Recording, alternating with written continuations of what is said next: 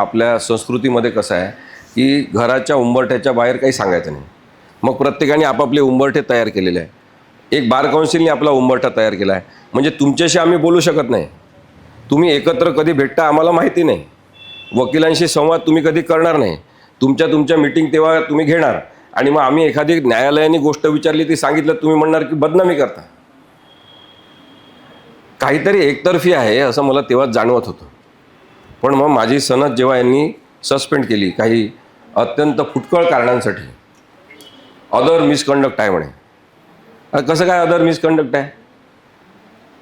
सर्वोच्च न्यायालयाचे निर्णय आहेत सर की एखाद्या व्यक्तीशी पक्षकार आणि वकील असं माझं नातं असलं पाहिजे.